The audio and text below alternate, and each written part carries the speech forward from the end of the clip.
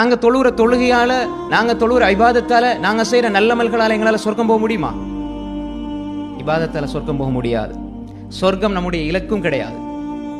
அல்லாஹுடைய திருப்பொருத்தம், அன்புதான் இலக்கு. அதை வச்சுதான் நல்லா சொர்க்க தருவான். நாங்க பிறந்ததில் இந்த இறக்கும் வரை நெத்திய சஜதால வைத்தால் கூட இந்த கண் அல்லாஹ் தந்திருக்கிறானே, இந்த நியாமத்துக்கு நன்றி செலுத்தியவர்களாக முடியாது. கோடான கோடி உங்கள்கிட்ட வந்து கொட்டினாலும் கண்ணை கொடுப்பீங்களா? அல்லாஹ் கேட்கிறானே, அலம் நஜஅல் லஹு ஐனைன் வலிசானன் வஷஃபதைன். நாங்க உங்களுக்கு கண்ணை ஆக்கலையா? 2 கண்ணை நாங்க உங்களுக்கு தர இல்லையா? பாருங்க. அப்ப எனவே நன்றி உணர்வோடு வாழுகின்ற பக்குவ நிலை வந்து விட்டால் மகிழ்ச்சி வரும், உள்ள மகிழ்ச்சி வரும். அல்லாஹ் எனக்கு இவ்வளவு தந்திருக்கிறான். மேல உள்ளவங்களை பார்க்காதீங்க.